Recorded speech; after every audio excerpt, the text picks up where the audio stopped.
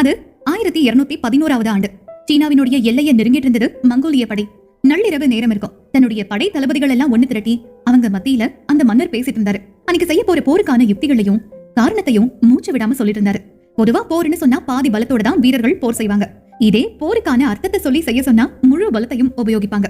தளபதிகளுக்கு விஷயத்த சொல்லியாச்சு. இப்ப கடைசி வீரன் வரைக்கும் இத கொண்டு சேர்த்தணும். வார்த்தையா சொன்னா போய் சேர்ற அர்த்தம் மாறிடும். அதனால இசையோட ஒரு பாட்டை படிக்க சொன்னாரு அந்த மன்னர்.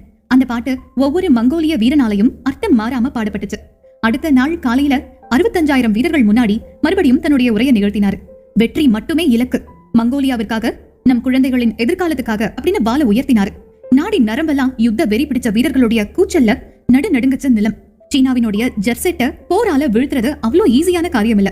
அதனால அவங்களை எதிர்க்கிறதுக்கு முன்னாடி தன் வீரர்களுக்கு ஒரு பிராக்டிஸ் போர் ஒன்னு செய்ய திட்டமிட்டாரு. ஜெர்சென்டின் அண்டை தேசமான டேன்கட்டுக்கு போனாரு. ஊரை சுத்தி கருங்கல் கட்டிடம், ஒண்ணுமே செய்யறதுக்கு இல்ல. உடனே பக்கத்துல ஓடின ஒரு காட்டு ஆற்ற தன்னுடைய 65,000 வீரர்கள் மூலமா டேன்கட் பக்கம் திருப்பி விட்டாரு. டேன்கட் அவ்வளவுதான் சர்வநாசமாச்சு. 10,000 பேரு கைதிகளா சிறைப்பிடிக்கப்பட்டாங்க. வீரர்கள் எல்லாருக்கும் ஒரே சந்தோஷம், ஜெயிச்ச வெறி. அதே வெறியோட சீனாவினுடைய ஜெர்செட்டை நோக்கி போனாரு. முதல் நாள் இரவு ஜெர்செட் எல்லைக்குள்ள கூடாரம் போட்டு ஓய்வெடுக்க சொன்னார். அவரோட படை வீரர்கள் 65,000 பேரு, ஜெர்செட் படை வீரர்கள் 1,50,000 பேரு. அதனால தன்னோட ஒவ்வொரு வீரனையும் 5 இடத்துல தீ மூட்ட சொன்னாரு. இத பார்த்த ஜெர்செட் மன்னன் தன் படைபலத்தோட ஒரு பெரும் படைபலம் அங்க இருக்குன்னு பயந்து போயிட்டான். அதே சமயம் சுற்றுப்புற கிராமங்கள்ல இருந்து ஊருக்கு போகிற உணவுகளையும் கொள்ளையடிக்க சொன்னாரு. ஊருக்கு குடிநீரா இருக்க நதியோட வழித்தடத்தையும் அடைக்க சொன்னாரு. சுற்றுப்புற கிராமங்கள்ல இருக்கிற மக்களை போர் கைதிகளா சிறைப்பிடிக்க சொன்னாரு. 4 நாளுக்கு அப்புறமா போர் தொடங்குது. ஜெர்செட் வீரர்கள் எல்லாரும் பசியோட இரும்பு கவசத்தோட வில்லேந்தி நின்னுட்டு இருந்தாங்க. எதிர்பக்கம் ஒரு கூட்டம் வேகமா ஓடி வருது. அம்புகளை எய்றாங்க ஜெர்செட் வீரர்கள். அந்த அம்பு எதிரில வந்தவங்க மேல விழுது. ஓடி வந்தது ஜெர்செட் கிராமப்புற மக்கள். அடுத்ததா 10,000 மங்கோலியர்கள் குதிரையில முன்னேறி வராங்க. ஜெர்செட் வீரர்களை பார்த்து பயந்து போய் அப்படியே பின்வாங்குறாங்க. அதை பார்த்து சிரிச்ச ஜெர்செட் வீரர்களை 10 அடி தூரம் தள்ளி திரும்பி இரும்ப துளைக்கிற கல் அம்புகளை ஜெர்செட் வீரர்களினுடைய உடம்ப சல்லடையாக்குனாங்க மங்கோலியர்கள். ஜெர்செட் மன்னன் சிறைப்பிடிக்கப்பட்டான். மங்கோலிய மன்னன் அவன் முன்னாடி வந்தாரு. ஒரு பெரிய சிரிப்பு சிரிச்சுட்டு தன்னோட பால அவனோட இதயத்துல சொருகினாரு.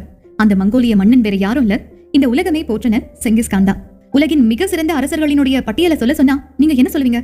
அலெக்சாண்டர், சீசர், நெப்போலியன் சொன்னீங்கன்னா நீங்க வரலாறு சரியா படிக்கலன்னு தான் நான் சொல்லுவேன். ஒரு வகையில இது ஆங்கிலேயர்கள் சித்தரிச்ச ஒரு அரசியல் தான். உலகத்தையே ஆள போறேன்னு சொல்லி கிளம்பின எத்தனையோ பேரு இருந்த இடம் தெரியாம போயிட்டாங்க.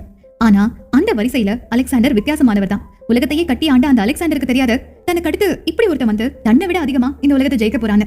அப்படித்தான் மாவீரன் 3ஆம் அலெக்சாண்டரனுடைய கிரேக்க பேரரசை விட சுமார் 4 மடங்கு பெரிய சாம்ராஜ்யத்தை கட்டமைச்சான் ஒருத்தன். அவன் பேரு தான் செங்கிஸ்கான். அவன் நிறுவின சாம்ராஜ்யம் தான் மங்கோலிய பேரரசு. செங்கிஸ்கான் 800 வருஷத்துக்கு முன்னாடி இந்த பேரை கேட்டா கருவில் இருக்க குழந்தை கூட இந்த உலகத்துக்கு வர மறுத்திருக்கும். செங்கிஸ்கான் படையெடுத்து வரான் அப்படிங்கிற செய்தி மட்டுமே போதும் அந்த நாட்டு மன்னன் தன் கிரீடத்தை கழட்டி தூக்கி போட்டுட்டு நாட்டை விட்டு ஓட. சுமார் 800 வருஷத்துக்கு முன்னாடி வாழ்ந்தவங்களுக்கு இன்னைக்கு வரைக்கும் செங்கிஸ்கான் மேல இருக்கிற பயமும் ஆச்சரியமும் குறையாம இருக்க காரணம் உயிரையே உரைய வைக்கிற அளவுக்கு போர் தந்திரங்கள் மட்டும் இல்லாம அவருடைய இப்படியான ஆளுமை திறனும் தான். எதிரிகளை அழிக்கிறதுக்கான சூத்திரங்களை மட்டும் இல்லாம கனவுகளை அடையும் கலையையும் செங்கிஸ்கான் கிட்ட இருந்துதான் இந்த உலகம் கத்துக்குச்சு. செங்கிஸ்கானுடைய வாழ்க்கை முழுக்க புதிர் நிறைஞ்சதாகவே இருந்துச்சு. இது அவருடைய மரணத்திலையும் நீடிச்சது. செங்கிஸ்கான் எப்படி இறந்தாரு, அவருடைய உடம்பு இப்போ எங்க இருக்கு, அவருடைய கல்லறை எங்க இருக்கு அப்படிங்கிறது இப்ப வரைக்கும் யாருக்குமே தெரியாது. அவரு இந்த உலகத்தை ஆக்கிரமிச்சவர் கிடையாது, நாகரீகப்படுத்தியவர் அப்படின்னு சொல்றாங்க மங்கோலியர்கள். அதனாலதான் உலகமே செங்கிஸ்கானுடைய கல்லறையை தேடினாலும் அதை தொந்தரவு செய்யாம பாதுகாக்கணும் அப்படின்னு மங்கோலிய மக்கள் நினைக்கிறாங்க. இன்னைக்கும் மங்கோலியாவில மிகப்பெரிய ஹீரோவா செங்கிஸ்கான் பார்க்கப்படுறாரு. அதோட மட்டும் இல்லாம மங்கோலியாவுடைய தந்தை அப்படின்னு புகழப்படுறாரு. இதெல்லாம் கேட்கும்போது உங்களுக்கு மயிர்கூச்சம் ஏற்பட்டா அதுக்கு முழுக்க முழுக்க செங்கிஸ்கான் மட்டும் தான் காரணமா இருப்பாரு. இந்த மாவீரனை பத்தி இன்னும் நிறைய சுவாரஸ்யமான தகவல்களை தெரிஞ்சுக்கணும்னு உங்களுக்கு ஆசையா இருக்குல்ல? அதுக்கு அடுத்தடுத்த எபிசோட்ஸ் மிஸ் பண்ணாம கேளுங்க.